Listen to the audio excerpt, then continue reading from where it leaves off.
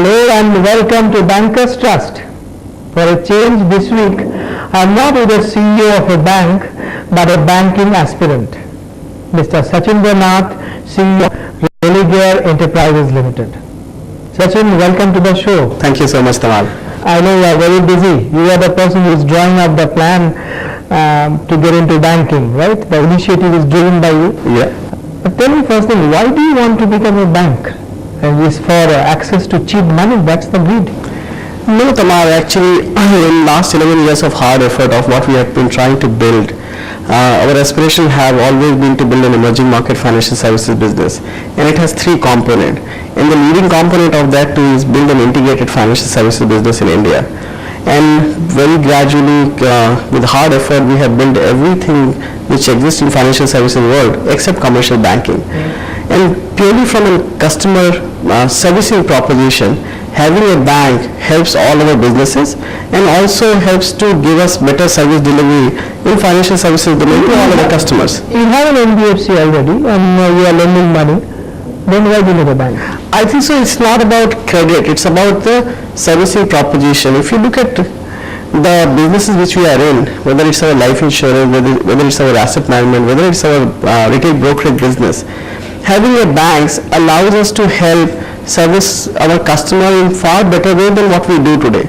Today we are largely a product delivery mechanism because you have multiple financial services product, but you don't know how to service the customer in, and the customers also has to go in multiple places because all customers, whether they are in a mass affluent segment or rural segment or they are in big large corporates, they want one-stop shop for all their financial needs, and having a bank allows you to do that. And with respect to your cheap credit or whether we have money deposits, which you can't do now unless you become a bank. Yeah, but then you build your model around that because today a non-banking finance company don't need cheap deposit because our product proposition allows us to borrow from institutional market and then service those institutional segment of the client.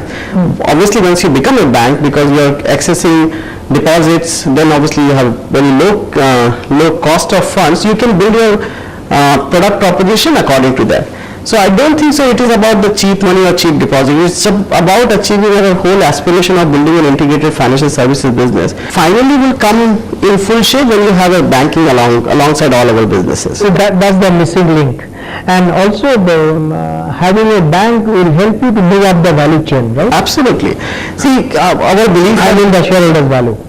Well, obviously it will move up shareholders' value and there is no denying of the fact itself because historically most of the Indian banks have generated significant amount of shareholders' wealth.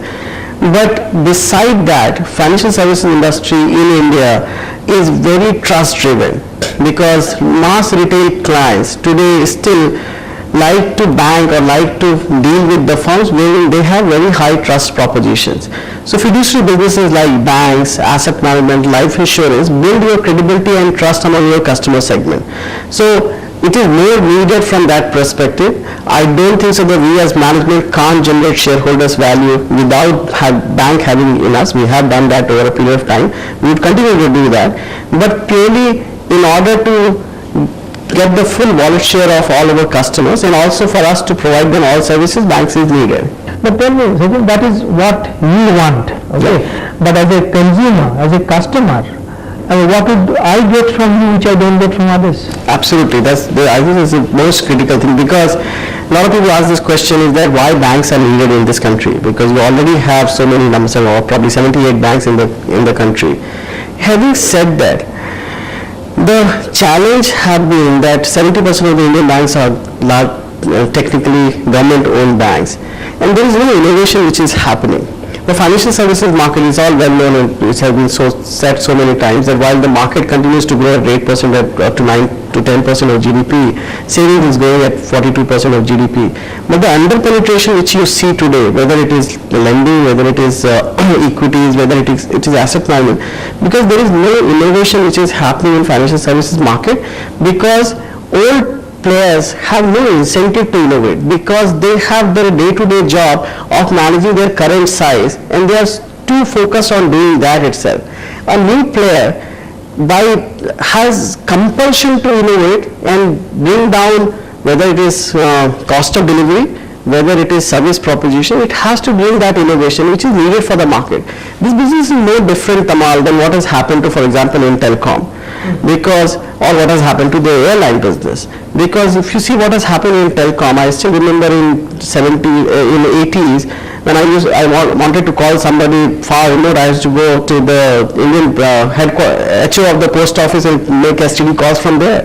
Today, my 9-year-old daughter also carries a mobile and calls me from her cell, because it has purely happened because of the innovation in technology, because the new player had no choice but to do something to make their life worth. But certainly you are making a sweeping statement. The ICICI and HDFC and Axis Banks and the Cities and Standard Charters will be listening to you that no innovation happening in Indian financial segment in banking.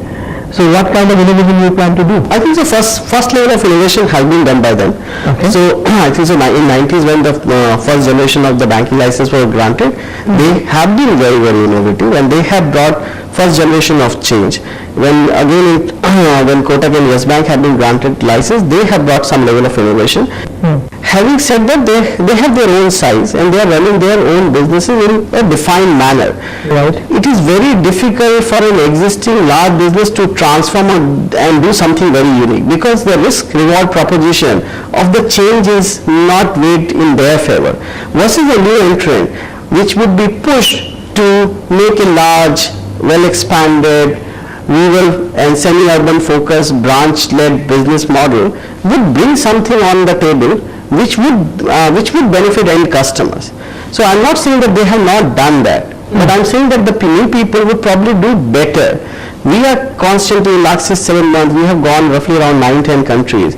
We would have seen multiple models of banking business, and you would not believe that we were so surprised, amazed and shocked. A lot of people talk about this financial inclusion, which in most of the countries like South Africa, Brazil is called banking inclusion.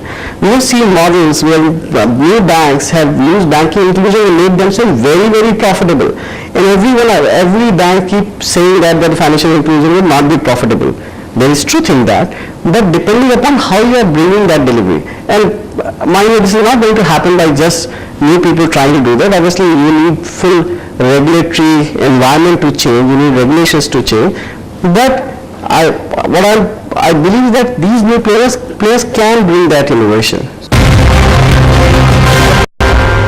So what's the plan? What kind of innovations you are looking for? How will it be different from others? Well, I can't go into deep details of, I don't want others to replicate what we have been trying, because there's a lot of investment which has gone into coming up to that level of plan. But broadly, there are 3-4 things which we are trying to do. One, most of the people, when there is a constraint of anything, obviously the value, it drives the value. We are not establishing a bank to drive the value. We are establishing a bank because it is core to us. And second, that the proposition cannot be built just by us. That's why we have been looking to create a model of partnership, where it is, a lot of people have this reservation is that why the founders of the banking business are pushed to dilute so quickly, because they see the loss of value. We have always believed that if our starting point is low, then also we are happy if somebody can partner with us who can bring that, because on our own we cannot bring those new innovation, new technology, new processes. So first is that we are looking globally, domestically, to find right aligned of partners, or people who are maybe a financial sets of investors but who have access to knowledge. Have you started to talking to anybody? Have you formally approached anybody? We are speaking to a lot of people. But at this point in time, there's a lot of people who are also waiting to see what is the final shape of it. But there is a huge amount of interest, and we are not just speaking to the usual names who everybody is chasing, but we are the usual names like all large global banks, financial institutions. I won't name them, but all those banks which are not here present in India, and whenever you speak to them, they have been called by almost everyone in the country. But we are trying to find people who may be relatively small, but who have done something in their home market which we can bring here. So that is our objective. Our objective is to find a sets of people or organization or institution who can add value to the firm. If I look into only into Religare enterprises, what will be the broking business? It will be around 13 to 14%. 13 to 14? Yes. 20%. Not all mutual, because it's our non-banking finance business and asset management is And you are saying you look at the entire promoters group, which includes healthcare and others. and all businesses of this. That's point one. There it comes down to 5 to 6%. It will be less than 10%. Okay. It will be less than. And point number two, in the draft guideline also you will see they have made a comment that globally proprietary trading is being excluded or extracted from the banking business. And when you think through the mindset of what has happened with the Sikkim Bank in early 80s or probably before that, when some brokers who used to do a lot of proprietary trading and control banks, and obviously those banks got bust. I think so their worry is about the brokerages firm which has very significant element of proprietary trading, which puts the risk of deposit holders' money being used for proprietary trading and then having market risk. So while plain reading of the draft guidelines will not tell you what is the real intent behind it, but I think so combined reading if you go behind that, it says it is about evaluation of the promoter group. It is about the brokerage business which is exposed on the proprietary trading side. So we believe under that first criteria, obviously the Singh family has much larger business than just Religare. I'll point out one more thing. Apart from the brokerage business, your NBFC business have also substantial exposure to capital market because you do lend against shares and all. Not substantial, very less actually. Okay. Our NBFC is today roughly around 9,000 crore of total in size, of which the capital market business is around 2,000 odd crore. So it's not. So given that we have last 2.5 years, we have built a very significant SME. We are the only NBFC in the country which is focused on SME, which is the growth engine for the So even economy. if you take that into account, you are saying at the promoter level you are less than 10%. Absolutely. Yeah. So, and I was asking the question of why we feel confident that we are among strong contenders is because 4 main criteria which Reserve Bank has put, and I'll go beyond that. One is that the evaluation and promoter group, obviously the Singh family has that track record of 3 generations of building successful businesses. Second criteria which they have put is, and which they have made a very significant statement, the banking is a fiduciary businesses. I don't think so the real financial services world, other than Religare, there is any other business, any other entity which has so much of control, so much of supervision of fiduciary businesses. So today, we are regulated across by all regulators in India. In India, we have businesses in 10 markets and we are regulated by almost all regulators in the world. And today we manage around $15 billion of asset management businesses, not just in India, but even one of the most highly regulated market, United States, where we have significant asset management businesses. In India also we have fiduciary businesses like asset management, life insurance, which we have not only built ground up, but most of the regulators, we feel we have a good conduct track record with them. No regulatory. Because the Reserve Bank of India said that not only RBI but even if any other regulator or any investigative agencies have ever looked into it, they will not touch it. So absolutely. You don't have it, right? I'll explain you why and how. So the third criteria is that the financial services business should be ring-fenced from the other businesses of the group, and that's why they talked about a concept of non-operative holding company. We are the only business among few businesses in financial services world which established its entire financial services business through Religare Enterprises, which is a non-operative holding company.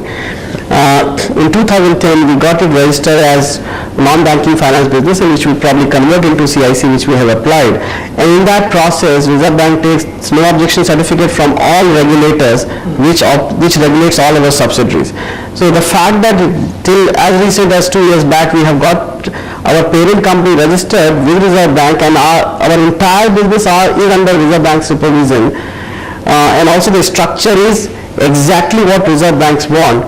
It also qualifies to an extent. And fourth thing, and which is the most important, is Reserve Bank wants that these non-operative holding company should not have control from the promoters who have other businesses, so that they can control the related party transaction. Religare Enterprises probably is the only financial services company, or for that matter only company, wherein the family owning more than 70% does not sit on its board. Majority of our board of directors today are independent and constitute people from all over the world. So you are saying if Reserve Bank of India were to pick only one company who controls bank, it will be the I'm not saying that. I'm not saying that. I won't make that kind of statement because obviously we don't know what are the evaluation criteria, and there are a lot of things which they may not like about us. But I'm giving my pitch. So if you are the governor, this is my pitch to you.